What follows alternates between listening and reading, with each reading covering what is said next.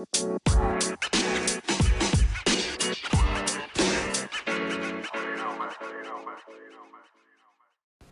everyone, this is Brandon with the Variety Sports Podcast. You are listening to the 7th Inning Stretch. Now to your hosts, Logan Stone and Josh Edwards.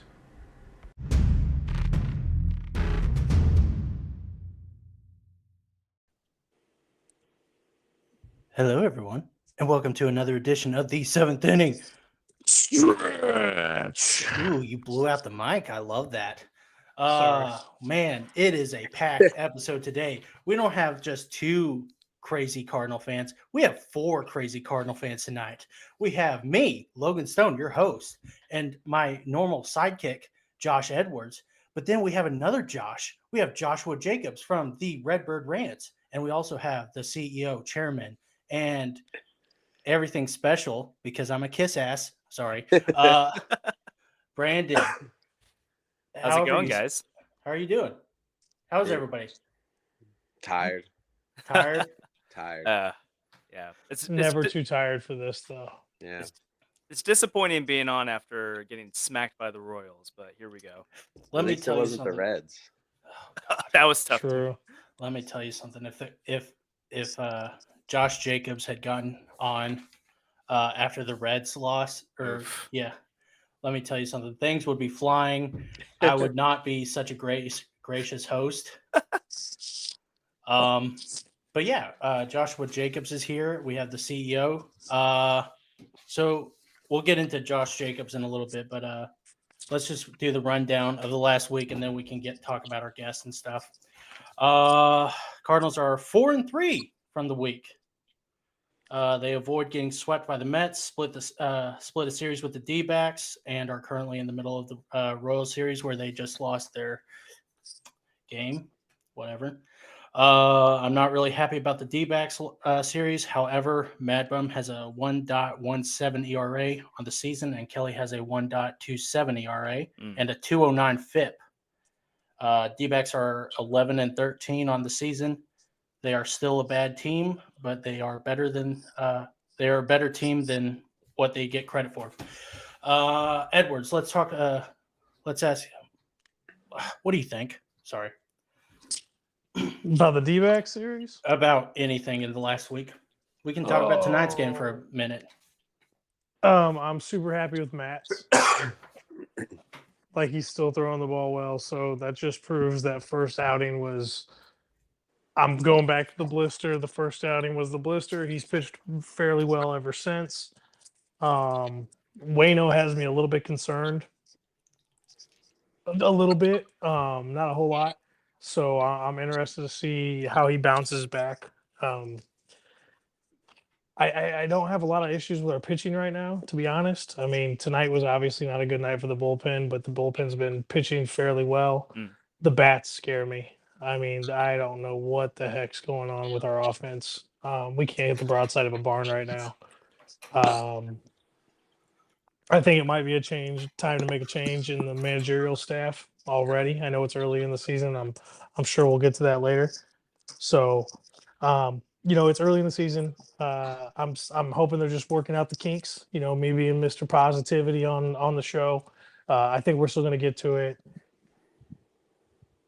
I think we're going to be okay, but I have my concerns. I have my worries, and DeYoung's got to go. Wow, you're foreshadowing all the topics tonight. Brandon or Brandon, what do you think? This past week, obviously the offense hasn't been there. And you need that to win ball games in general, unless you're not going to win too many ball games 1-0. I know it's been a typical thing for the Cardinals to win those kind of tight ball games, but when you're not scoring at all and you're putting up goose eggs multiple times in a week, it doesn't look very good. So the D-back series, it should have been it should have been a sweep, or at least 3-1.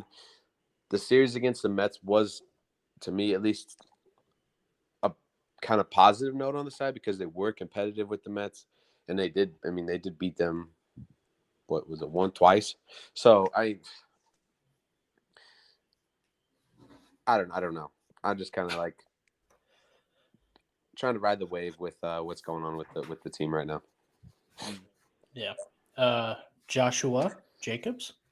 Yeah, Brandon, I'm with you on the Mets series. That was encouraging. I mean, Mhm. we really should have won the first game. They really Yep. blew it in the 9th inning, and then you could have had a series win there with a game 3, 10-5 win. But man, the rest of the week, high variance in offense. You have games where you're scoring 8, 6, 7 runs, and then you have games where you're scoring 0 or 1 or 2 runs. So Yeah. the variance in the offense is concerning as usual. Starting pitching got a little bit better this week, which is nice. We can talk about that a little bit later. But I mean, when you come into a week when you play the D-backs and the Royals, you can't win only 4 of 7. You got to get 5 or 6 of those. So tough week, but I'm a hopeless optimist with these guys, and I believe we'll bounce back. But just not a great week for the Cardinals all around. Yeah. Yeah. Especially with the week that was. I think they were 3-4 in the week before. Yeah. They've scored 29 runs in the last week. 10 in the last game against the Mets, and then I think 8 against the D-backs in the first game. The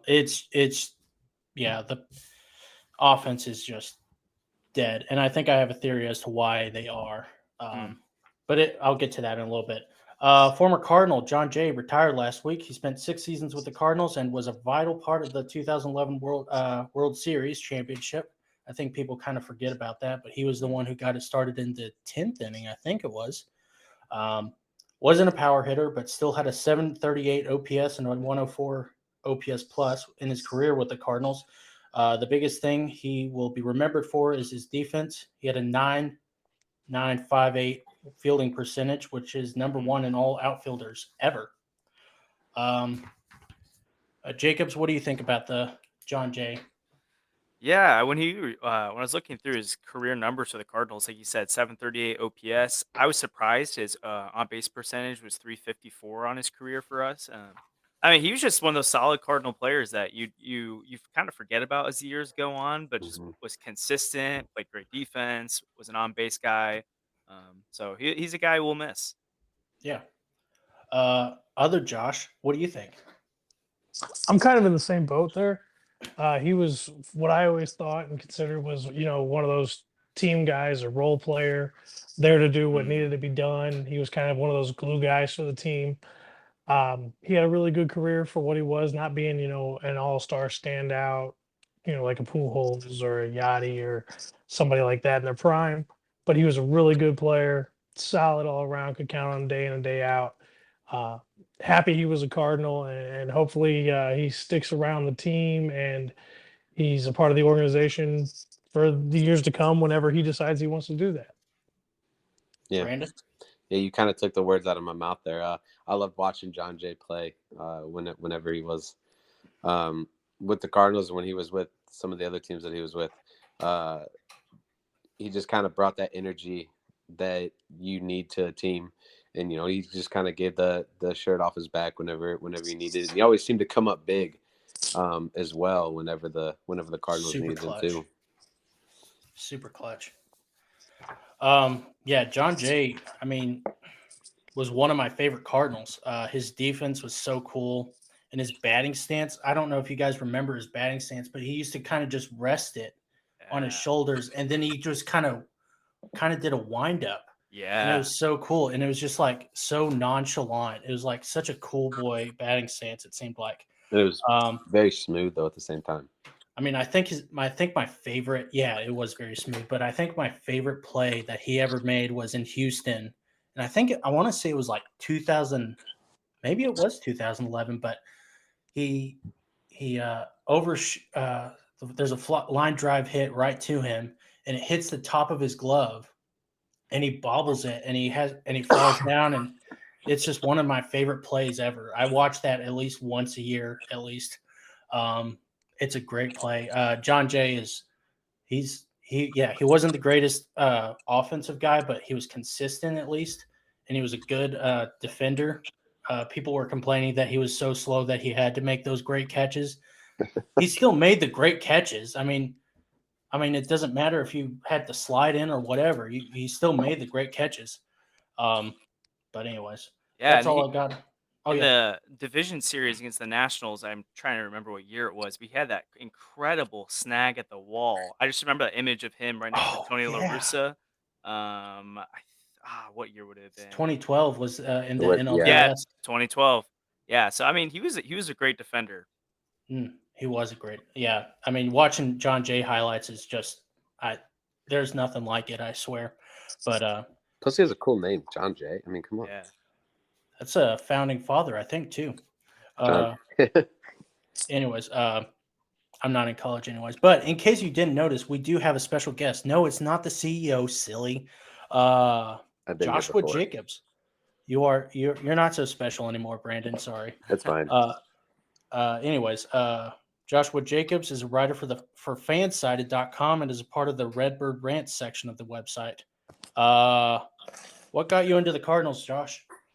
Yeah, well, first of all, thanks guys for having me on. This is fun, and I'm again wish we weren't coming off a tough loss tonight, but it's fun to talk Cardinals no matter what. But growing up a Cardinal fan, been with the team my whole life, and also have grown up with a passion for writing. And I really care about good baseball writing and good takes, and not just the clickbait articles you read and all that kind of stuff. Mm. So I've done a bunch of writing throughout the years, but back in October, I just was like, whatever, I'm gonna try and see if I can do some writing for the Cardinals, and got linked up with RedBird Rants, and it's been a joy. Robert Murray is our site expert there. He's an MLB insider, does a great job, and the I'm surprised. I thought the lockout would be the hardest time to get viewership, but actually our viewership is way up, and now that the season started, it's down. But it's been a fun time. I love writing about the Cardinals. There's just so much to talk about these days, and we're going to get Oh, into a yeah. lot of it for the podcast. But so yeah, have a deep love for the Cardinals. Skip Schumacher is my favorite Cardinal of all time, so having him back on the coaching staff this year has been amazing. You're gonna have to expand on that. Oh yeah, Yeah, absolutely. I I don't was know. like, what? I don't know what it was, but I was a second baseman growing up. And Mm. so having Skip transition from outfield to play second base, and just his kind of like John Jay, that consistent Yeah. hitter, Mhm. good defender, just a Cardinal through and through. I loved it. So he's obviously not the best Cardinal ever, but No. he was just, for some reason, I loved him. Spoke to you. Yeah. I can't, because I played second base in high school, and I can't remember who my guy was. I want to say I can't remember, but yeah, that's Had it it's been really Scott Spezio, right? oh gosh. David Eckstein. Oh no, not David. It wasn't even a Cardinal, I don't think, because back then I don't think Wong was Gold Glover yet. I think he was a mediocre second baseman. But anyways, that's a different story. So yeah, so I found you because I didn't even pay attention to RedBird Rants. I was like, well, they're going to be biased again for the Cardinals because it's a Cardinal page. They're going to try to appease the fans. And I look and I see this tagline that says three early red flags for the Cardinals article. And so I was like, okay, I'll read this. And then and I was like shocked that someone was actually saying something that I agreed with, which sounds bad, but I got really into it, and so I texted you, and I was like, "Dude, come on!" And Yeah. you said yes, thank God. Otherwise, I'd be a creepy stalker and be like, "I'm never leaving you alone." But I want to ask, what kind of backlash do you get on these Cardinal articles, or do you get any? Oh goodness. I think it's impossible to write or put any opinions out there these days without getting backlash on things. So first couple articles I put out, I had pretty thin skin about it and was reading them and getting frustrated. Now I don't. It's the reality of writing. Some people are going to agree with you, some people won't. Some people will read 2 lines of your article, say you missed something. If they read 5 lines below, you would have gotten it. Yeah, So you just kind of go with the spot. I will admit though, I love our website. I think our website does a great job, but in general, it's really easy to find bad takes out there. So I get why fans get frustrated by articles and stuff, but Hmm. I think people don't always realize how much effort people put into this stuff, and they really do. It's not like if we're writing about this, we care about it, and so, um, anyways, I like putting this stuff out there. Yeah, there's some critiques or bad feedback sometimes, but it's just kind of you just kind of roll with it. Yeah. Yeah, I saw the article at the top. It said you have the option to tweet Joshua, and I was like, that doesn't seem smart at all. No one's tweeted at me yet, but people do like to comment. Oh It's gosh, coming now. Get Yeah, ready. it's coming.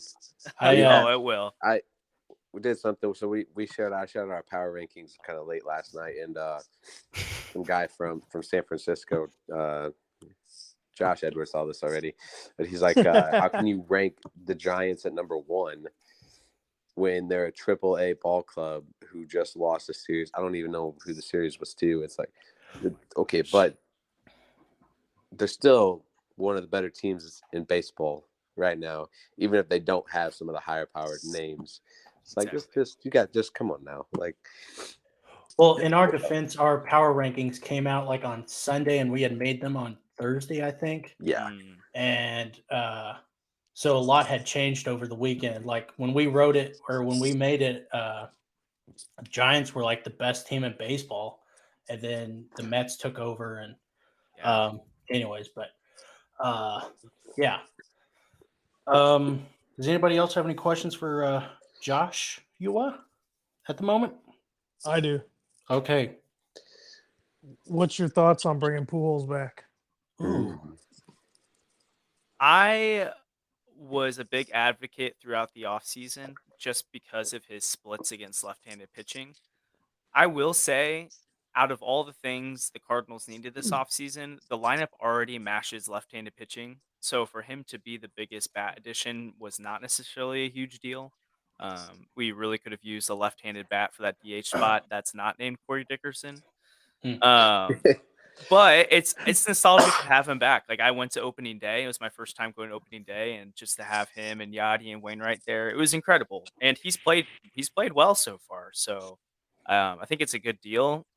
It is a little worrisome future wise to, like, obviously Yepes got called up today, but you're blocking him a little bit. You're potentially blocking Nolan Gorman a little bit. So those are some cons to it, but so far so good. By the way, Brandon, the Giants just got swept by the Nationals. No, they didn't. They lost 2 to the Nationals. Yeah, that's not good though. Yeah, that's not. Yeah, but yeah, that kind of makes sense now. Yeah, they're starting to look like that AAA club. Oh gosh, yeah, maybe Edwards is right. Anyways, okay, let's. So yeah, let's get into your article because this is why you're here. No offense. I think you're a fun guy, but this is the meat and the potatoes. So you're talking about red flags. Number 1 was the Cardinals have been beating themselves. You said that if the Cardinals are serious about a deep playoff run, nice. Manager Ollie Marmol has to find a way to get his club playing sound baseball in big moments. Was there anything in particular that you were thinking of, or were you trying to warn him not to do what Schilt did or didn't do? I think it's a little bit of both, and I think first going to Ollie Marmol, he's shown so far. So far, I've been so impressed with him this year. Even you just listen to his interviews. So I'll get into one of the red flags later, but obviously him leaving in Michaelis a little bit too long this week. He was the first to admit that Miles pitched great, and it was his fault that he left him in. Marmol's been pretty active in press conferences, calling out players or holding them to higher accountability in a way that Schilt never really did. So I think I'm confident in Marmol's managing skills. But in general, the team over the last few years has, and you can go to any team and think of blunders they've had late in games, but you go back to the game on the 25th, the first game in the Mets series where Nolan had an error in the ninth inning, which was weird. And then you have Gallegos not cover the bag, which obviously the game would have been over. Cardinals take the first game of that series. Instead, it blows up. They lose the series. So there's that. And then you have on the 30th, scores 0 runs in the game. And then Marmol leaves Miles in for the 8th inning, ends up giving up 2 home runs. It's just weird mental errors where you shouldn't be managing that way, or your players shouldn't be playing that way, and you're giving games away. And so one game here and there is not a huge deal, but you already have 2 of those in a week stretch. You can continuously do that throughout the year, and you could drop 7, 8, 9, 10 games that you should be winning, and that can easily make the difference in a wild card spot, division race.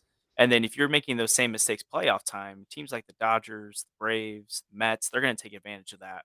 So Cardinals need to be worried about that. Yeah, Do you think that's just the inexperience of Marmol being the head man on the bench? That's exactly what I Or was thinking, Josh. I think a bit of that because I mean you have a guy like Miles dealing into the 8th inning.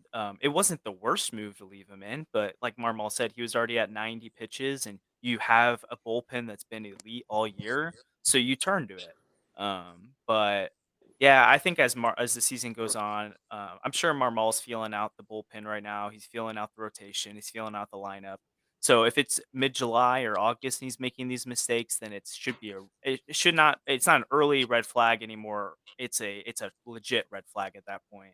Um, but I think it's something to at least note this early on, but it's something you should expect from a club that's A, feeling out the roster, and B, that has a brand new manager. Yeah. It's just trying to it's a growing pains is what it is. And it'll work itself out. It's just gonna take a little bit longer, and some Cardinals fans just aren't impatient enough for it right now. Sure. Logan. What? What did I do? Nothing, buddy. I love you.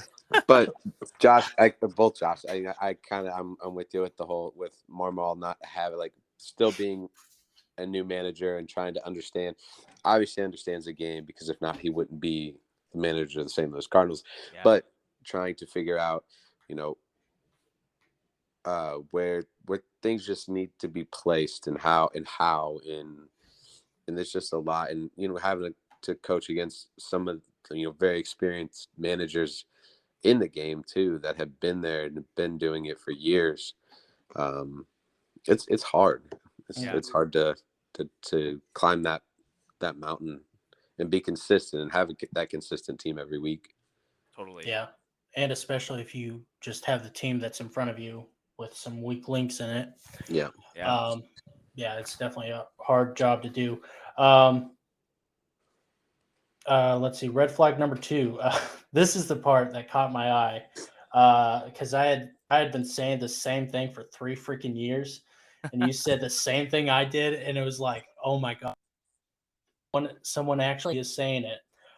You said the Cardinals rank bottom 5 and what is it? Barrels percentage. I don't even know how to say it. So I went ahead. I mean, obviously this isn't reflective of the game tonight, but numbers probably get even worse based on the performance tonight. But they're tied with the Mets for last in MLB in hard hit percentage. They're 27th in baseball in average exit velocity, 26th in sweet spot percentage. They're 27th in balls hit over 95 miles per hour, which are obviously hard hit rates. But some encouraging signs. They are first in launch angle, and they're 14th in batted ball events. So they're not as much as like a DeYoung and O'Neill are striking out right now. As a team, they're putting the ball in play a decent amount. But yeah, a lot of these advanced metrics for the lineup are bottom 5 in the league right now. And there's 2 ways you could look at it. Glass half full is that if if Tyler, if Goldie, if Dylan, if they start hitting, these numbers go up through the roof. This team becomes an elite offense. The other way you can look at it is that over the last few years, they haven't ranked very high in these categories. These guys are off to slow starts. O'Neill specifically, I would be worried about, and a little bit Dylan. I think it'd be really weird if Goldie didn't bounce back. But yeah, if this team is going to rank like this throughout the year, it's going to be hard to win ball games. Yeah. I almost cried right now because you started using common sense and stats. I'm a little bit of a stat guy. Josh hates it whenever I bring up stats. Oh, I don't hate it. You just talk about some of the stuff I'm not fluent in. Yeah.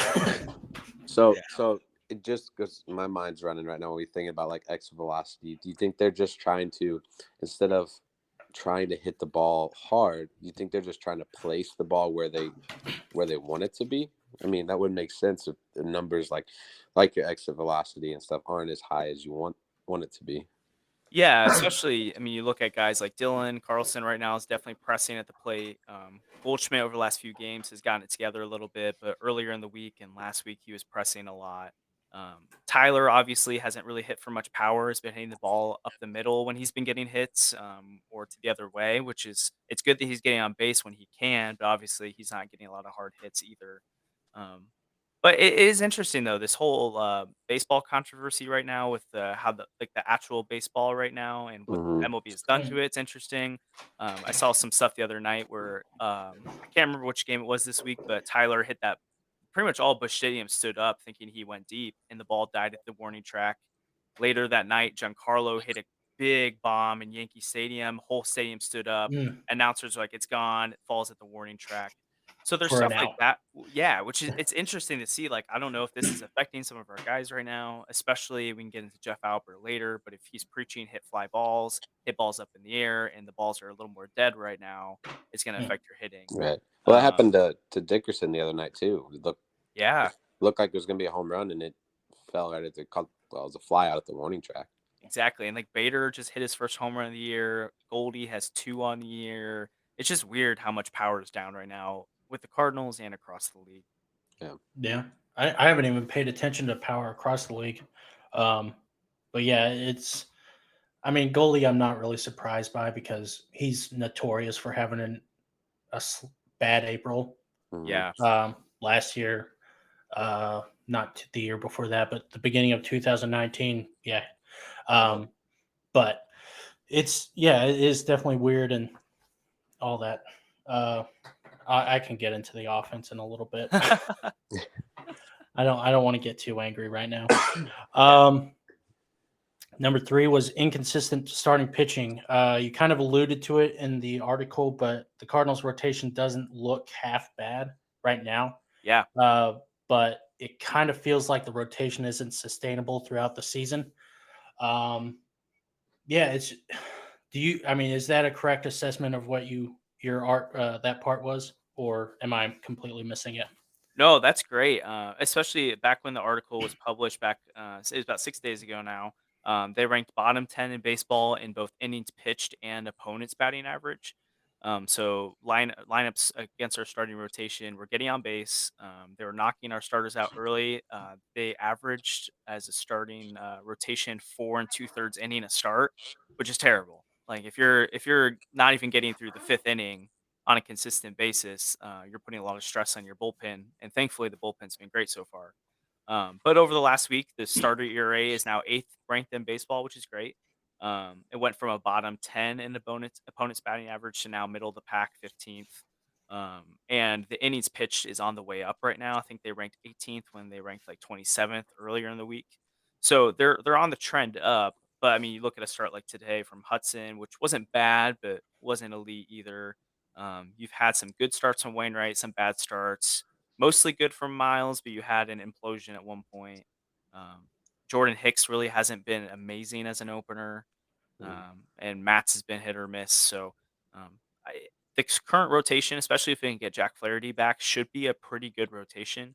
But you do worry about injuries as usual with this team. Not a lot of depth there. And if they're going to consistently get knocked out of games early, you wonder how much this bullpen can continue to perform at a high level. Yeah. Yeah, they are. Yeah, I was telling Josh Edwards the other day, I said, it seems like these guys are just not pitching deep, and that's hurting. It seems like it's going to hurt us, and we were talking about that. And yeah, it definitely seems like it's about the bottom's about to drop. It seems, and that's not good for us, and it's going to hurt a lot more. Yeah. But Edwards, do you have anything to add on that? I mean, you guys basically covered. I'm just kind of enjoying listening to you guys chit chat. No, I mean, so I think Matt's has done what I've expected him to do so far outside of the first start. Completely agree about the whole innings not going as deep as they need to in the games, but that's looking better. Wainwright right now is my scariest point in the starting pitching, to be honest with you, because I expected a little bit more out of him, even with his age and all the miles he has on that arm and the shoulder and everything. But he's Wayno, so I like to think of him as a superhuman. I'm really hoping that he pulls it together, and even though he doesn't have the velocity he used to have, that control and the variety of pitches that he has in his arsenal, he uses to his advantage. Now, I do have a quick question. How Yeah. much longer do you think that the Jordan Hicks experiment is going to last? And what do you think the potential upside is with Hicks? And if Flaherty comes back, do you think Hicks should be back in the bullpen? Yeah. I personally don't love the Jordan Hicks experiment as an opener. I got it. I don't know if there's a lot of better options right now. Woodford, aside from tonight, he wasn't terrible, but he's been pretty good so far. So I kind of wonder why he's not maybe getting innings there. Hicks has had good stuff, and for the most part, it feels like he's pitched well. But then he's been giving up about 2 runs going through 3 innings, which isn't terrible, but it's not great either. And I trust him more in 1 inning spots than these 3 inning stretches. I do think when Jack comes back, Jordan should go back to the bullpen, and I think that's his long-term space. That's what his stuff is best for. And I don't really see why we would want to stretch him out 5 to 6 innings. I don't think he can handle that. I don't think his arm has the capacity to go that long into a game. I'm interested to see if Libator can continue to produce at AAA, because if so, he would be a good option. Or if maybe there's a trade for like a Frankie Montas or someone at some point. There you go. That's Well, what I was that- hoping you were going to say. Yeah. Yeah, so I think that's a deadline move if they do anything. I doubt Mozeliak pulls the trigger on anything like that anytime soon. But maybe Juan Yepes comes up, plays well, they send him back down. Oakland gets antsy and wants to move Montas, so maybe you package a Yepes and another prospect, or a couple of Montas is going to cost a little bit, but I think there's a potential deal there, and he seems like a guy that would be a great fit for this club. But I think between now until mid-July, I'm sure that Hicks is probably our option unless Flaherty's back or they're confident in Libator. Do you guys see Helsley starting a game? I saw the other day he did like 8 innings without giving up a run. Maybe I'm wrong on that stat. Helsley? Helsley, yeah. I don't remember him pitching 8 innings. Okay, maybe I'm wrong. So is there a fourth red flag that you've seen in the last week? Maybe something that you were afraid to bring up and get crucified for? Get crucified with us now. Honestly, I got crucified for not putting this in there, and mainly because I was looking at team trends and I wasn't looking at individual performances. But obviously, the biggest red flag on the ball club right now is Paul DeYoung. Boom. And so that's actually, it's not just Paul. Edmundo Sosa has been garbage so far too. So the shortstop position as a whole has been a red flag. And if you take Mozeliak and Marmolsk's comments seriously, it doesn't seem like Edmonds can be moving off of second base anytime soon. And so it makes me wonder where on earth they're going to find a shortstop replacement if it's not going to be in the form of Tommy Edman moving over there. So that's a pretty big red flag to me. And I would say that's more of a red flag about what the front office is doing about shortstop, less about Paul DeYoung, because I don't know about you guys. I didn't have high expectations for him coming into this year. So to me, I don't think not at anybody all. did. yeah, so to me, it wasn't even a huge red flag. It was something I kind of expected. So the red flag to me is that they're still not pulling the trigger. I did see Mosaic made some comments that if the shortstop position, specifically DeYoung, doesn't start producing soon, they'll have to make a change. Yeah. But I don't know if that. I think the best course of action is move Tommy Edman over there and call up Nolan Gorman. But we'll see if that happens. You and I are on the same page. Yeah, let's go ahead and start talking about DeYoung, because yeah, you like you said, well, Marmol made some comments too. If I can pull it up, there it is. And he basically said, let's see, that moving Edman over to shortstop to replace DeYoung while Gorman plays second is a risk, and you have to assess what you are losing. Defensively and offensively. That's basically what he said, I think. And I think he's full of shit. Sorry. That's it. It's so stupid. What you're losing is DeYoung's shit bat. Sure, Edmund may take a hit on defense, but what are you gaining? What you're gaining is so much more. There's no excuse in the world that makes sense as to why Gorman is not in the Cardinals uniform right now. None. Zero, zilch, nada, nothing. The only reason the Cardinals don't want to bring Gorman up is twofold, I think. I think one reason is they're currently trying to sell DeYoung, but don't want to pay all of his contract. And if they bench him, then they would have to eat all of his contract. I think it just devalues him even more. Two, they don't want to be embarrassed that the fans were right. DeYoung is not the player we were promised back in 2017. He is not there mentally, and it is screwing the team. Gorman is too good for the minors right now, and he can help the Cardinals right now. It's just, it doesn't seem like rocket science, yet it just, no one seems to see it in the Cardinals organization, or maybe they see it, but they just can't, they can't bring themselves to fix it. I think they see it. Like they see the issue. They know that there's an issue there. But the biggest thing is his the contract. Yeah. I mean, you're just sitting there. He's not going to get traded, more than likely. And if he's going to get traded, you're not going to get anybody for him. So you're going to be stuck with a player with a contract, unless some team is willing to just kind of like, I don't know, bite the bait at it and give DeYoung a chance.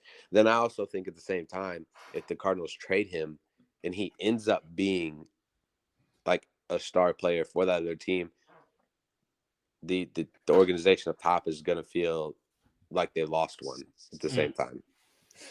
Sure. I think if there's anything, and I'll get to you, Edwards and Jacobs, in a second. I think if there's if Paul DeYoung does get traded to another team or goes to another team, however, and he does well, I think everyone in the front office and everyone in the fan base would know it's not like the Cardinals just dropped him for something better because there was a new shiny toy in the right next to them. Mm-hmm. I think it's, hey, he got a change of scenery, which actually helped some guys. Yeah. And it just the mental weight that it must be is just lifted off of you. And if he does well, then good for him. But I think it's better for everyone if he gets traded away from me and the Cardinals. Just somewhere, go to Alaska, maybe. Edwards, what do you think? So I get what you guys are saying, and I'm not even going to say that you're wrong, because I'm somebody who wants DeYoung gone or something done with him at this point. I agree with that. He needs a new scenery. Maybe he can get a restart, a refresh. Maybe he can be the player we were promised for somebody else. But I think he has some value in the trade market. And can you define Logan, some? Yes, I can. And this goes back to something you talk about all the time that the Cardinals do wrong. We pay too many guys for their defense and not enough for their bats. I love you. You're welcome. Now you can hate me the rest of the way. Yep.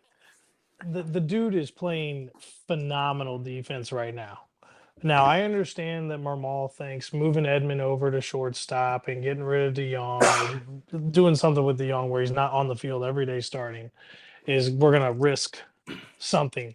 Now, my question is, and Josh, I'd like you to answer this somewhere in your answer, is Edmund's arm really that bad that he can't get the ball from short to first base? I don't think it is, because I don't think he'd be playing in the MLB if his arm was that bad. It may not be as strong as DeYoung's, which I understand, but he's obviously talented enough. He's a Gold Glover. And this is going to sound maybe a little bit naive or dumb, shortstop and second base, playing those two positions, yeah, they're different, but they're very, very similar. He should be able to transfer over, and we shouldn't lose that much in the middle of the infield. And bringing Gorman up to second, if he can hit the way he's been hitting in the minors, granted, he's striking out 35% of the time right now, and that's going to go up against pitchers in the MLB. So let's say 50% of the time he strikes out. Are we really going to lose that much, or is that going to be an even trade-off to get a little bit more offensive production and maybe take a little bit of risk there at second base?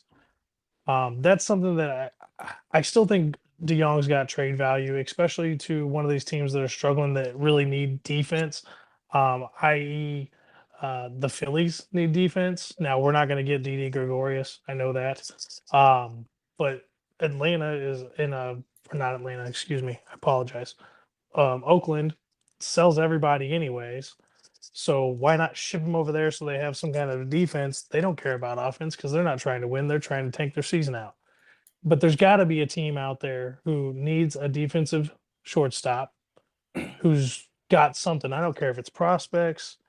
As I was corrected the other day because I said something about trading for picks and I forgot the MLB you can't trade for picks. So correction on my end. And thank you, Logan, for reminding me of that.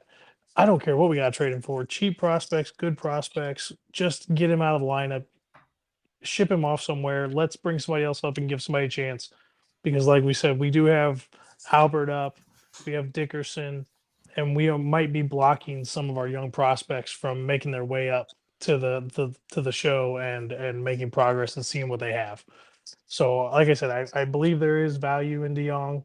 I just don't think it's offensive value. I think it's defensive value. I don't think the shift of Edmund to short is going to hurt. But something's got to be done. We cannot let this season go to waste because of a $6 or $6.5 million contract. We got to work with somebody to get him off the payroll.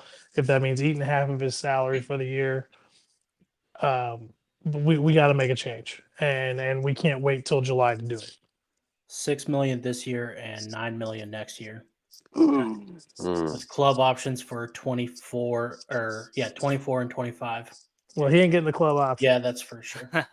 I don't know if there are buyouts for that. I don't think there are. But that's a big pay jump too. $3 million. Mm-hmm. Yeah. For no offensive production, that's a huge pay jump. Yeah. But yeah, Jacobs, you can answer that question if you'd like. Yeah.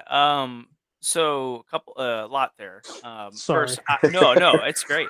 I agree. I think there could be a market for Paul Dion out there. I think it's scraps at best, though. It's going to be low tier prospects, or more of a salary dump here because what a team's really banking on is they're paying for an overpriced defensive shortstop who may be able to hit for power again, but maybe not.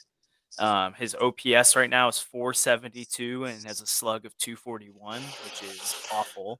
And his strikeout rate is in the, I think, 46%. So definitely we're selling low right now. So whether it's a DFA situation, which I doubt that happens, or it's a trade, looks like that. I also could see, and it would make a lot of sense to me if they want to continue to see if they can recuperate the cost here, would be to trade or send down Edmundo Sosa, move Paul Dion to a bench role, and then have bring up Gorman at that point.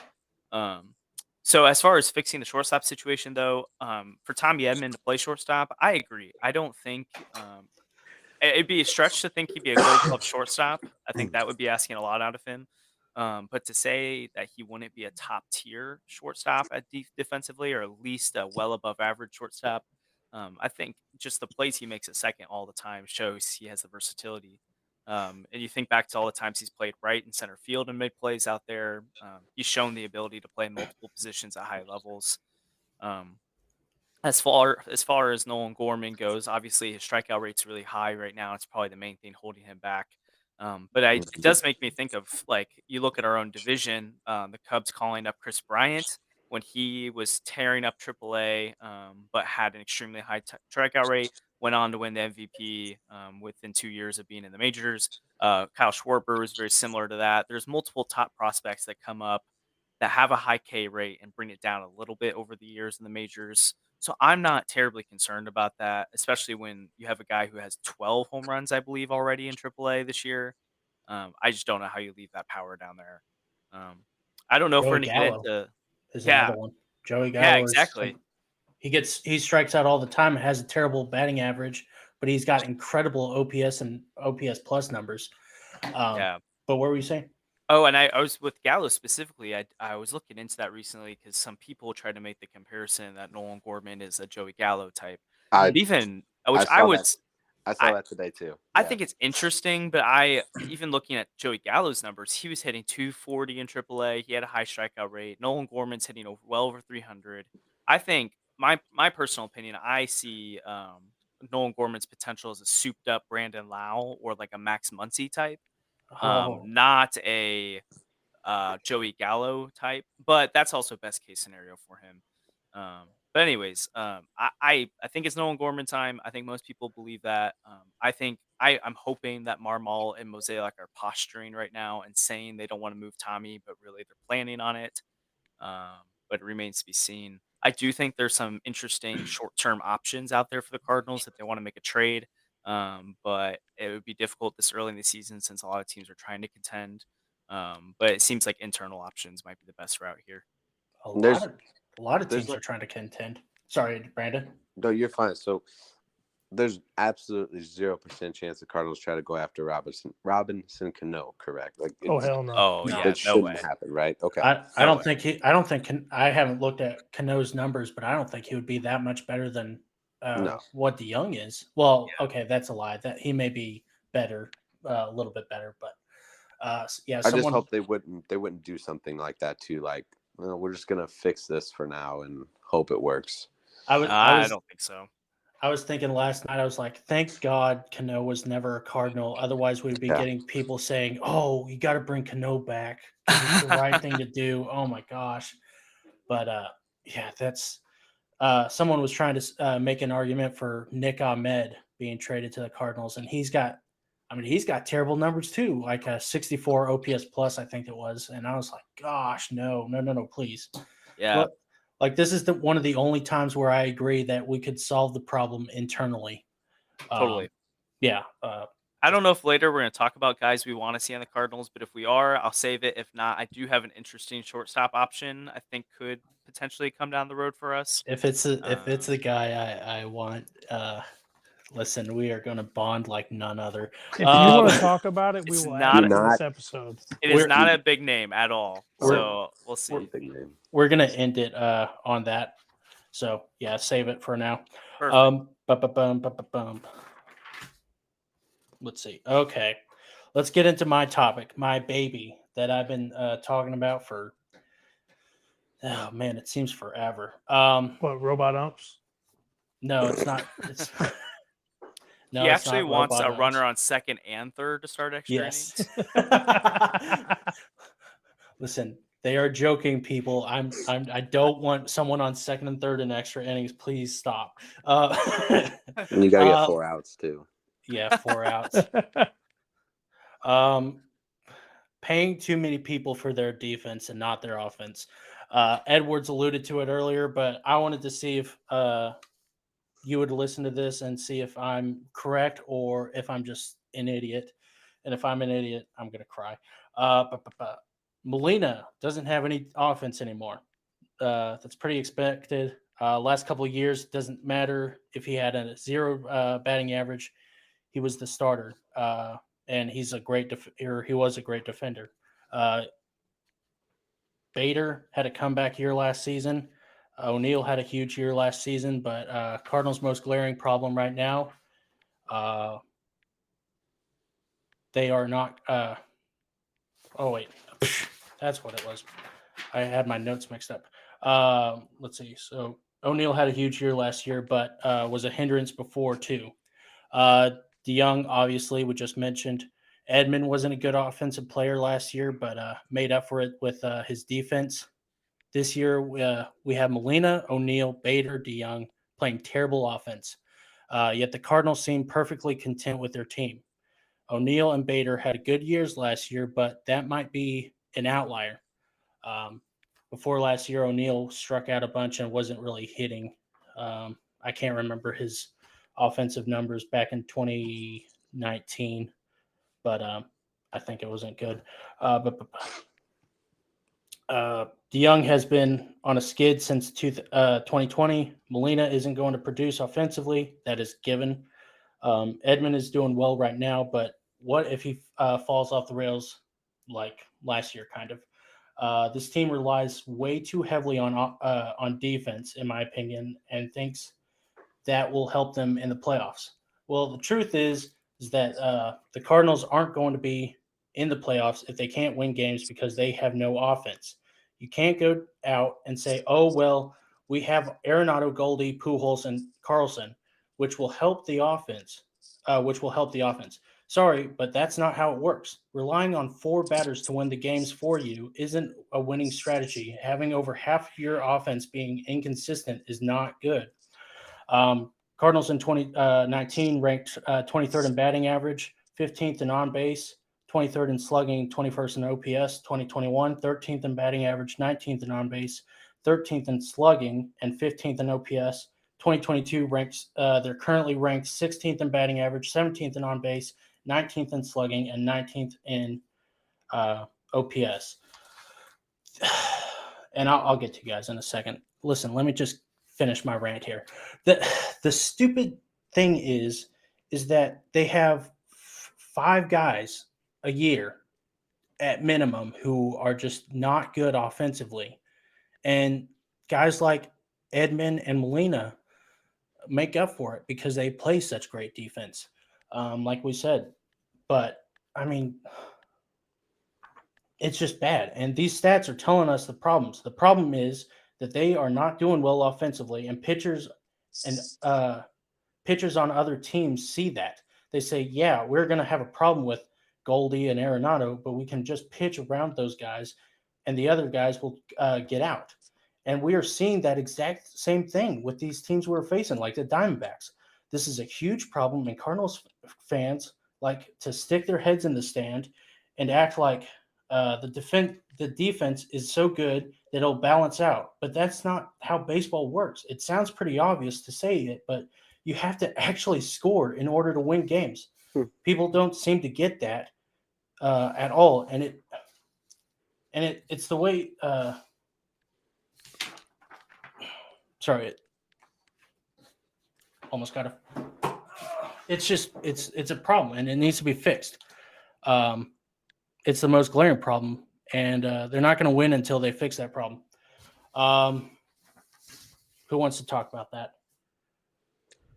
Sorry if it made 0 to no sense at the end, but okay. So I get the whole thing. Like, I see 100% your point. I feel like this is just the way the Cardinals organization has been for a little while now, is that they want that 2019 high standard defense, and that the defense is that they're hoping the defense wins them games because all they need is 3 or 4 runs to win the ball game.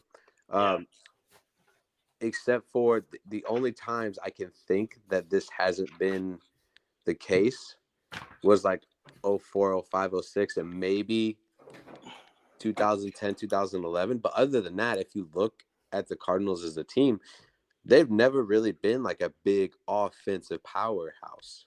Like, they're not the Dodgers. They're not gonna, blow you away with runs, and then the defense be kind of like, mediocre. The Cardinals have always had that very strong defensive side of baseball.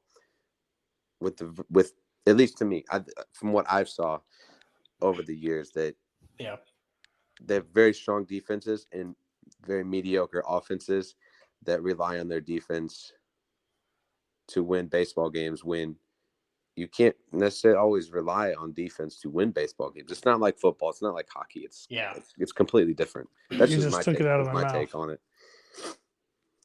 That was the exact same thing I was going to say. Defense wins championships in football, and defense is enormous to help the goalies in hockey. This is baseball.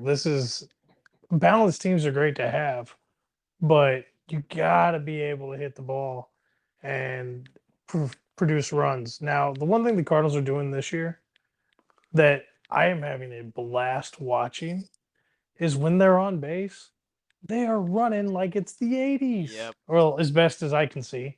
I mean, I was born in 88, so I mean, I only get to hear the stories and watch the reruns of certain games when they're on MLB, but I mean, they are a blast to watch on the base path. But man, if they can't get on the bases, it doesn't matter.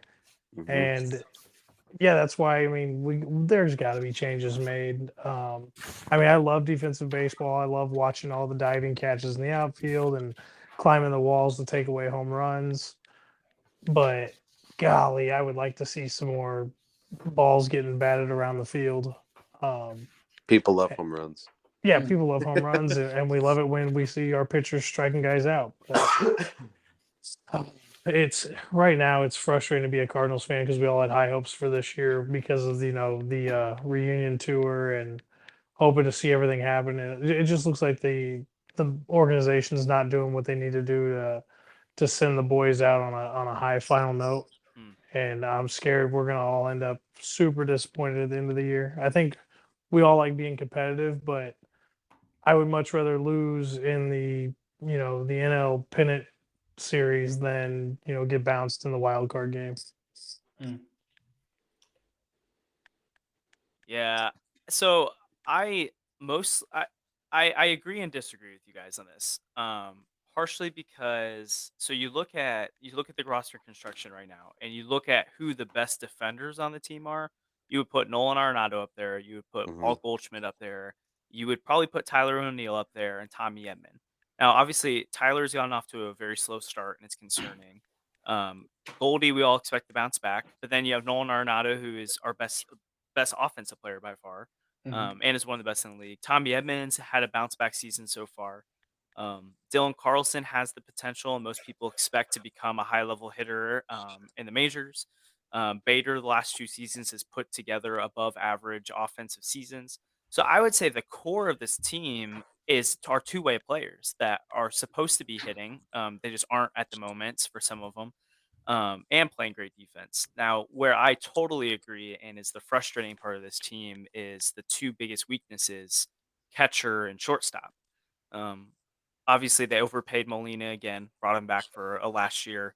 I kind of get it. You can't real. I don't really know how they would have not done that move with him wanting to come back. Mhm. And then you look at the shortstop position again too, and you're paying Paul Dion $8 million to play to be awful at the plate and to provide good defense. So I would say the frustrating part is that the fringe players are also or are defensive guys rather than liabilities in the field and players at the plate. You would like to see them spend that extra money on the side to bring in a bat like a Nelson Cruz or to bring in a bat like a Jock Peterson rather than spending it on defense. But I do think it's important to remember that three of the top prospects coming up right now, Juan Yepez, Nolan Gorman, and then eventually the next 2 to 3 years, Jordan Walker, are elite bats. And so you're looking at an influx of hitting coming in soon at the corner infield or corner outfield positions as well as DH. And so I partially think the team is probably being aware of, okay, you do have Goldschmidt coming towards the end, so one of them will probably end up replacing him. But then one of those guys will probably slot in at DH, and the other one will probably fill that second base hole in Nolan Gorman at some point. So I do think there are some immediate options soon-ish, as in like midsummer for Nolan Gorman and Yepes maybe here soon, and then Walker in a few years. But I think it is really frustrating to watch this team start off another great defensive year.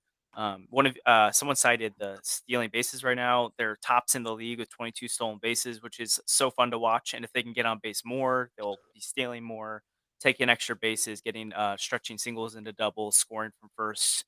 Even Albert Pujols can score from first base now. Um, so the speedster himself. So I do think the team does prioritize defense too much, but I would say for the most part, most of the guys are actually good hitters at the plate. They're just not putting in the numbers, especially this year that we're looking for. Now, if it's mid June or early July and Tyler O'Neill's still struggling, that's going to be a big red flag because obviously outside of last year, he's struggled at the major league level. Tommy Edman has been streaky. He's had stretches where he's good, stretches where he's horrible. Dylan Carlson still hasn't found his footing at the major league level yet. So there is a worst case scenario here where in a few months you're looking at a team where you've only got three reliable hitters. But again, I'm confident that the team starts turning it around here soon. And even if it's only Nolan, Goldie, and Tyler, or Nolan, Goldie, and Dylan that you can rely on, it's a pretty strong middle of the order that as long as one or two other guys are producing on a day, you should be able to put up some runs. But I feel like this offense has the potential to be a top 5 offense in the NL. But any given week, it can also be the bottom 5 offense in the NL, which is really frustrating. I'm big on potential, and I like seeing potential, but there's a point where potential doesn't pay the bills, Yeah. and potential has to pay off. And if we're just looking at potential, then we have to have something in the immediate future that's going to help us bridge the gap till that potential is ready to fully blossom and take off. And that's where I don't feel like the organization has set themselves up well enough for this run of what we're going through. And it's frustrating. Yeah. It is, but at the same time, you look at as you look at the Cardinals, they haven't had to do the big rebuild like some of these teams have, and that they're struggling with even now. So I think that's one thing we should be at least grateful for, is that they have developed a great farm system to produce at least competitive teams every year. And they might not be World Series winning teams, but they're competitive teams to a point where, you're not sitting in the bottom of the MLB cellar year after year after year after year. I think if that happened, I think the world would just fall apart. Yeah. Sorry, go ahead. I was gonna say a true test, honestly, that I think would be interesting is with Yepes coming up right now.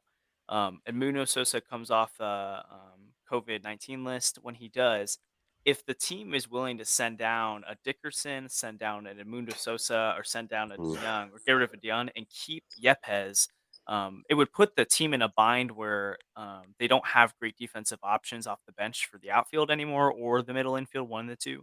But you're prioritizing offense. So that's something I would like to see the team do, especially if Yepes shows that his bat's going to translate, is to sacrifice a little bit of defense to have another bat option. And again, with Nolan Gorman coming up, I think that would be great. But I also would like to see, and I think Marvel's done this, Kisner play more, because his bat's been above average for a catcher so far. So I do think things can change if you have Kisner playing at least or at least splitting time with Yachty half and half. And then you get Dion's bat out of the lineup. That's what I was going to ask you is, do you, like at the beginning of the season, we were talking about Yachty doing 100 games and Kisner doing 60, but with the way Kisner has been playing, I mean, without including tonight, he's been doing really well. And so I was wondering if you still think, I think Yachty's probably going to do like 70 now. Maybe not that low, but at least 80. But what range were you thinking? If you asked me before the season, I would have said at least 100 games for Yachty too. But I've again been so impressed with how Marmol has actually been giving playing time to Kisner. I think especially as a first year manager, it'd be really easy to roll over and play Yachty every single day unless he wants out. But he's playing the hot hands. He's changed the lineup a ton. Like Dylan batted ninth today after he started the season leading off. He was willing to move Edman back to the top of the lineup. He experimented with Bader at the top of the lineup. He's done some different things. So I think there's a scenario here where Kisner's playing 70, 80, 90 games. I would think it's a stretch that he does play 90 to 100 because Yachty's presence there. I just do think he gets the innings still. Yeah. I would love to see if Yepes becomes the everyday guy against DH against right-handed pitching. That would be a huge blessing to the lineup, I think. If DeYoung can get bounced out of there, because I mean, it's realistically by the end of June, you could see a lineup where against right-handed pitching, you have Juan Yepes at DH, Tommy moved over to shortstop, and Nolan Gorman at second base, and that is already transforming the lineup right there. So I do think there could be major changes coming soon. It just, are they willing to make those? Right. Yeah. You make those changes, it could light a fire in everybody else too, and next thing you know, you are playing at a very high offensive level just because you have that excitement and Just the build of, oh god, this guy's here, so now I have to like match what he's doing and what he's putting out. So, but yeah, think about that lineup. Just adding Gorman, taking DeYoung away, and then adding Yepez instead of Dickerson. I mean, that changes the lineup. I mean, a good deal. It's kind of amazing, and Gorman not playing right now is a sin against humanity, and it's wrong. It's wrong. There's no excuse for that crap. Whatever. Okay, so Josh, here it is. It's time for our fight. Ding, ding, ding. Round one. Before go ahead. Before you start this, unfortunately, I think I'm gonna have to hop off because I do have to work in the morning. It's fun school, and I have to deal with kids all the time. At the end of the year, God bless you, sir. Maybe this eventually will get to where I only have to worry about doing this kind of stuff. But right now it's not. So I appreciate guys having me on tonight. Josh, at least Jacobs, super glad we were able to get you on. I'm glad Logan was able to get you here tonight. It was fun talking to you. Yeah, thanks for having me, man. Of course. Yeah, we let Brandon on his own show. See you, Brandon. So yeah, have a good night, fellas. See ya. Take care, buddy. It's too bad he had to bail out before the fight. Yeah, I know. Okay, so Josh and I almost got into an argument tonight about the offense and their problems, and I think my thing is with the players, as I just said, and Josh thinks it's Jeff Albert. So I'm gonna let you go, Josh. Then I'm gonna let other Josh go, and then I'm gonna go. So Josh, go ahead. All right, so here we go. So my thought here is, yes, I do think the players have something to do with it because they are the ones on the field. They are playing the game. So I'll give you that. All right, right off the bat, I'll concede that point. The point I've come to accept this season is that Jeff Albert's been our hitting coach since what, 19 or 20? 19, I think. 19, Yeah. okay. And how bad have our batting stats been since he's became the hitting coach? 19. Well, I mean, bad. Yeah, it's been bad. And the definition of insanity is to do the same thing over and over again and expect a different result. Well, we do have high quality players. We have players who have done it in the past. We have guys that get a little streaky here and there. Why would we not make a change with the hitting coach and see if a different voice makes a difference? This happens in hockey all the time. Coaches' voices get lost in the scheme of everything, and good teams fall apart because they don't hear the message anymore. Well, darn it, these guys are not picking up what Jeff's laying down. And I'm not saying Jeff's a bad coach or he's a bad guy, but the message obviously isn't being received. Players are not hitting the ball well. We're not executing. Things are just not working out. It's time to make a change with the coaching staff. We can't get rid of everybody on the team who plays, but we can make the change of a different hitting coach. And maybe just that different voice makes a big enough difference to where we start seeing some more offensive production. Heck, at this point, I'd be happy enough if they went in and said, hey, Mark, come on back, fly your butt back here to St. Louis and help get our team into shape at the plate. I think you guys know who I'm referring to, Mark McGuire. Hell, at this point, I know Pools is out there trying to help the guys hit better. I mean, I'm frustrated with the hitting. It's, usually you're the guy who's kind of rah, you get angry real quick. I'm now starting to get frustrated, and I'm the optimist on the show. But like I said, the players are the ones playing the game. They're the ones taking the at-bats. They're the ones swinging or not swinging when they need to be. Something needs to change, and the easiest change to make right now is the hitting coach. And I know Marmol probably doesn't want to make a bunch of changes with the staffing and everything, but good Lord, let's make a change. Let's see what happens before we get too deep down in the season where we can't make the playoffs, because realistically, the NL West is probably going to get 3 spots. the NL East is going to get 2, and the Central is just going to get the division winner. And we cannot afford to be down 10 or 11 games behind Milwaukee come the end of May and try to battle back out of that. Their pitching is too good. Their offense isn't that good, but their pitching is that good where we may get into a hole and we can't dig ourselves out and we miss the playoffs when we shouldn't miss the playoffs. Josh? So my short answer, if Jeff Albert's the problem, is no. But my long answer is maybe. And so part of the reason I say no is Jeff Albert's approach for analytics-based hitting, especially if his philosophy and emphasis on fly balls over ground balls and some of the metrics that teams like the Giants and Rays have been using are something that guys like Mike Schilt, Mike Matheny weren't embracing for a long time. And even with Albert's presence the last few years, it's clear that a lot of Schilt's firing actually had to do with the fact that he wasn't adopting Jeff Albert's hitting philosophy. So I actually think it's in a weird spot where although he's been around the last few years, it feels like this year, which obviously track record this year so far, not great. But this year is really the first year Jeff Albert's been unleashed to do his own thing. You look at some players though, like last year, Tyler O'Neill broke out, and he and other players clearly cited like there's a good interview with Adam Wainwright towards the end of last season where he talked about Tyler changing his approach based on some conversations with Jeff Albert, and that's when he started mashing the ball. Dylan Carlson had a pretty good rookie year or full rookie season. Harrison Bader's improved as a hitter. Tommy Evans off to a great start this year. Goldschmidt obviously struggled so far, but has adopted and has been interested in some of Jeff Albert's changes.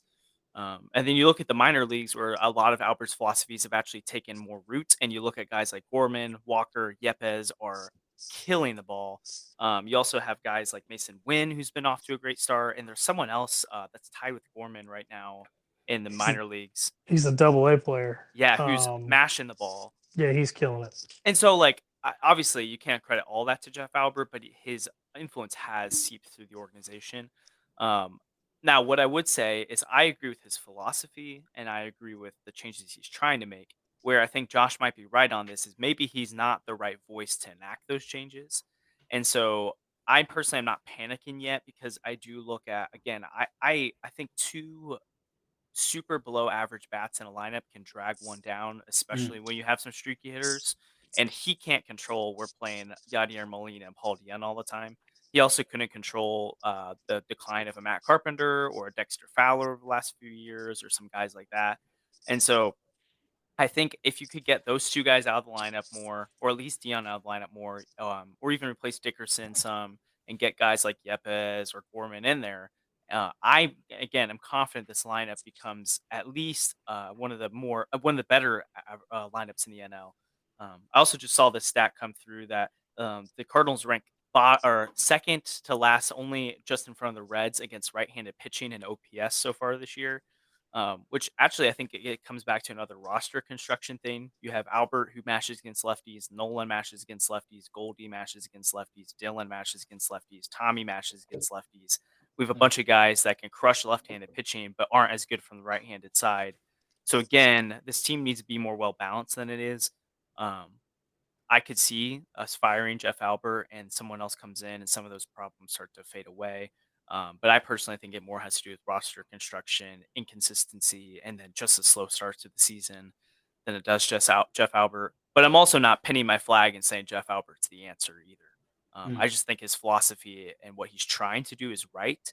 But it is interesting to think that maybe there's a different voice to be the one to champion that. Yeah, I agree with you, Josh.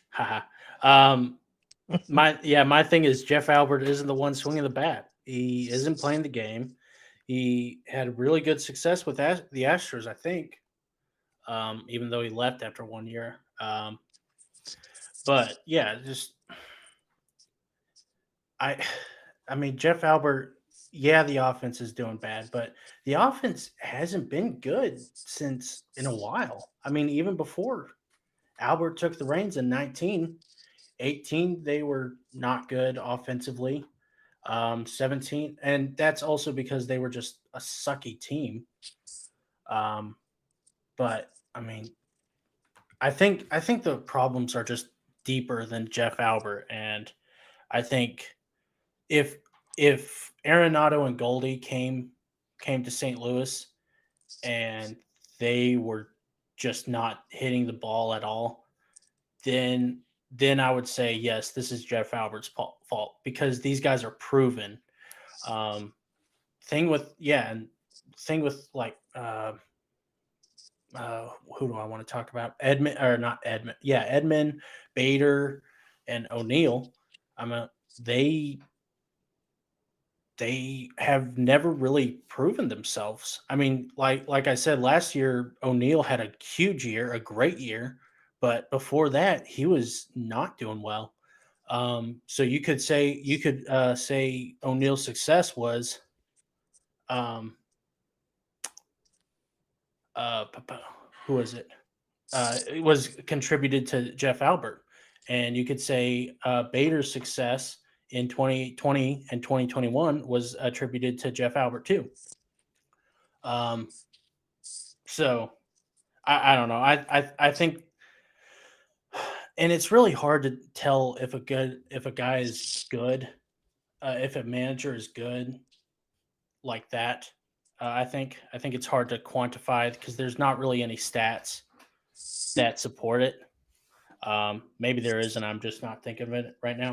But that's my argument. Well, it looks like I lose that fight.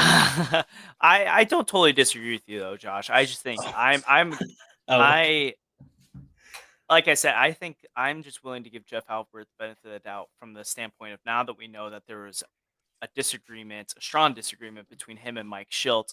I struggle to know how much of an influence he was actually able to have since 2019. And especially again, Marmol has shown great signs that he's a great manager so far, in my opinion. And so I'm interested to see as the season goes on if some of these things can go through.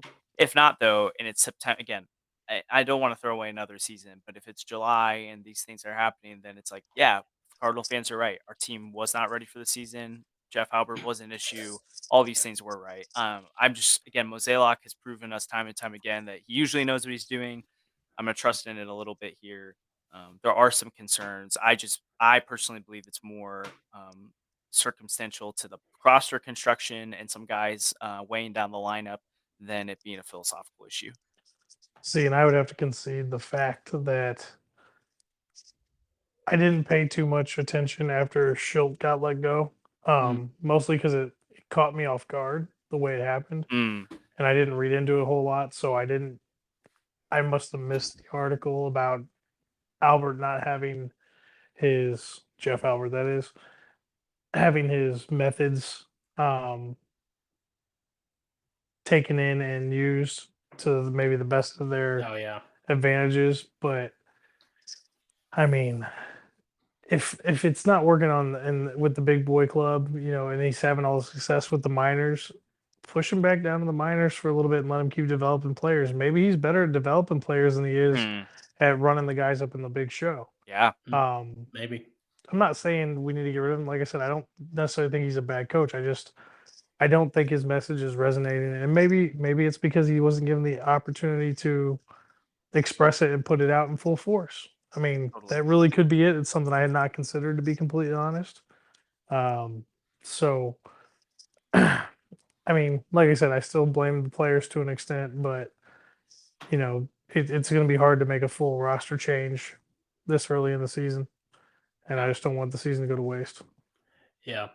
What was I going to say about Jeff Albert? But yeah, it seemed like the Cardinals front office really likes him because I don't remember who was saying it, but it seemed like Mike Schilt or the Cardinals chose Jeff Albert over Mike Schilt last year, and that's why a lot of people thought Jeff Albert was going to be the manager in the offseason, and it didn't pan out that way. But so I think the Cardinals fully believe in Jeff Albert's approach because of the analytics, and like Josh said, Jacobs, he said the Cardinals, Mike Schilt and Mike Matheny, didn't buy into analytics. Mike Matheny, after he got fired from the Cardinals, he went and started learning analytics and said, my entire view of the game has changed because of the analytics. And we can get into the argument, Edwards. We can get into the argument about whether analytics is good for the game or not. I know that episode is coming too, but yeah, I don't necessarily think Jeff Albert is the greatest hitting coach ever. I don't know if he is. He may actually be the greatest hitting coach ever. I don't think he's worst. I think all responsibility should go to the players because even if like their mechanics are just off, even just a little bit, then it's not his fault. It's just the way that their minds are at the moment. But anyways, anything else on that topic? I think we covered it. No, I think you won this round. Well, thanks. Ding, I ding, try. ding. Listen, I prepare for this show, Edwards. I want to make sure I don't get embarrassed on this damn thing. But yeah, I had help, so thank you. We kind of gained up on him. I'm sorry, Edwards. I love you. It's all good, man. I'm a man. I can take it. If you guys know that reference. I don't remember it. It was the Oklahoma State football coach a few years back. Oh. See, I don't follow college football, so. And you live in Texas. And I can't believe they haven't ran you out of the state yet. They tried to. They've tried to multiple times. But anyways, okay, so we're towards the end of the show. Josh, I want you to tell me who is a player that is not on the Cardinals that you want more than anything. Like Christmas, the baseball gods wake you up in the middle of the night and they're like, listen, we're going to give you a player. Who is it? Oh man. So you want this to be anyone, not I was going realistic route here, but if you're giving me anyone. Let's do realistic and then anyone. Okay. Realistic. Okay, again, we're looking at the shortstop position. We're looking at that being the biggest hole. I think obviously a catcher would be huge too with how Yachty's playing. There's no shot we would replace him this year. But if the Marlins fall out of the race anytime soon, or if they just play typical Marlins and want to sell off anything, I think Joey Wendell would be a great option for shortstop. Oh yeah. So you look at him; he has the capacity to play second and third base too, so offer some versatility there. So far this year, slashing 300, 364, 450, so 814 OPS from the left side, which would be much needed for the club. Consistent left-handed bat. Last year for the Rays, he slashed 365, 319, and 422. He hit 31 doubles and 11 home runs, so he's not a huge power guy out of the park, but he does hit the gaps. And I just think he would be a good stopgap if the team doesn't believe in shifting Edman over to shortstop or doesn't think Gorman's ready. I think Wendell would be an interesting option. Obviously not sexy by any means, but I think he'd be a pretty good option there. Now, if you gave me the world is my oyster here, and I could pick whatever, and I'm thinking through a little bit realistic realms here too, even though it's the Cardinals, we usually don't make moves like this. Catcher after the season, I would love to make a run at Salvador Perez if the Royals wanted to sell him off. It's a little tricky because he's a little older and behind the plate.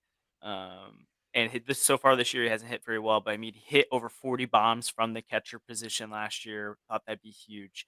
But if you're looking at shortstops here, Trey Turner or Xander Bogaerts, man, if you could put one of those guys on this team right now. Trey Turner's a free agent after this year. Xander Bogaerts is a free agent after next year. And it looks like the Red Sox signed Trevor Story, anticipating they're not going to be able to re-sign Xander Bogaerts. And actually, an interesting thing to look ahead towards is not this coming off season, but the next off season. There are a ton of free agents available. And it's pretty realistic the Cardinals could pick up one or two, considering there's just so many that there will be so many to go around. And they should have budget available. But yeah, those two positions need to overhaul. So Christmas Day would be one of those guys. I want to add one to this real quick. I know this is off the cuff. If you could get one Cardinal player back who's still in the league, who we don't have anymore, who would it be? Oh, I know who you're picking. I would probably go Lance Lynn off of his season from last year. It's a good pick. Because he would. I mean, obviously he's hurt to start this year, but he would give a consistent arm. There are a lot of other options you could go with, but I think Lance Lynn would probably be my guy. Okay, fair enough. Who are you picking For all three? for the Cardinal that you would want to come back?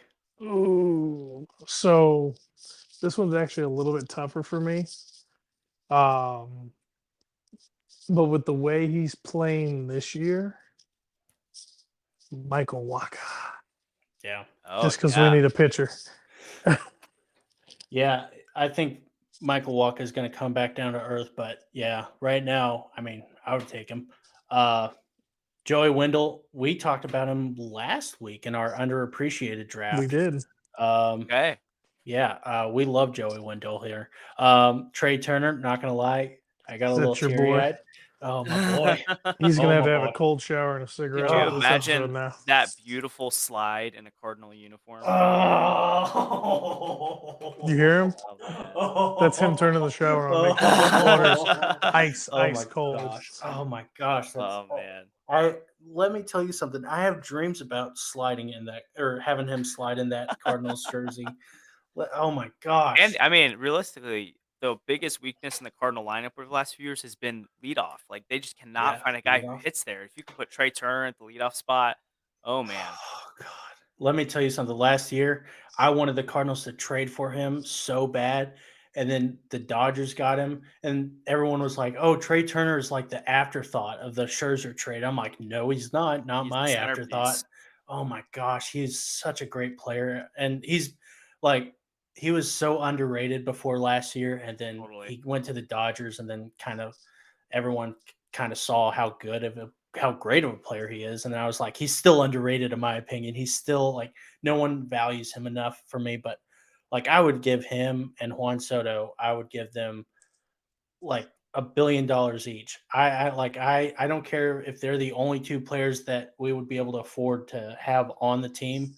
I want them. Xander Bogaerts, by the way, has an opt out after this year, so he's going to be he's apparently going to express it. So he's going to be a free agent. Hasn't he? Yeah. Yeah, he basically verbally told them, yeah.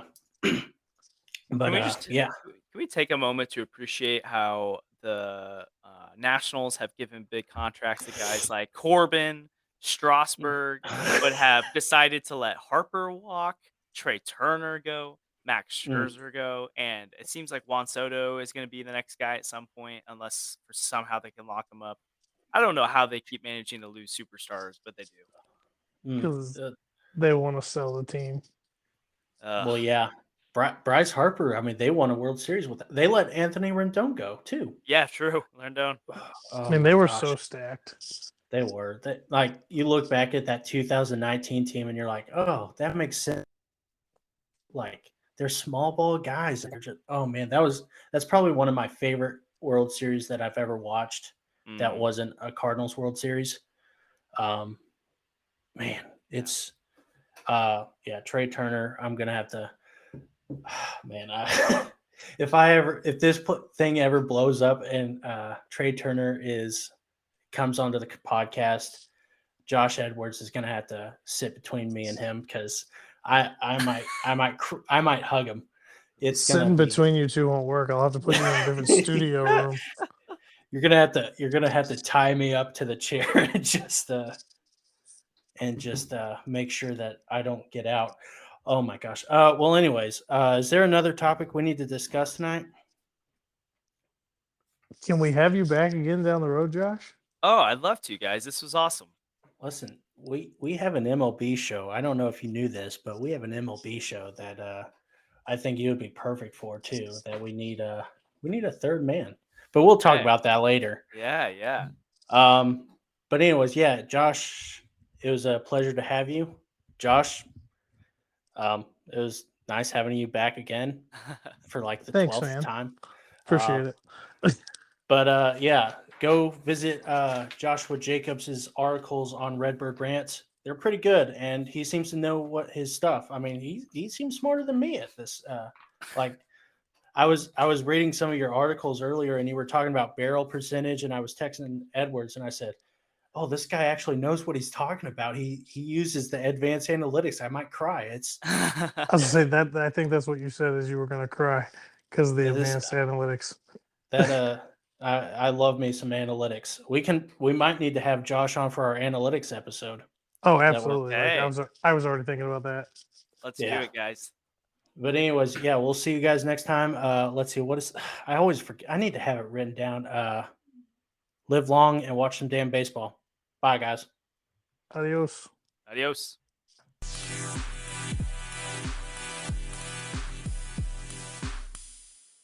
Hey, it's Logan Stone here.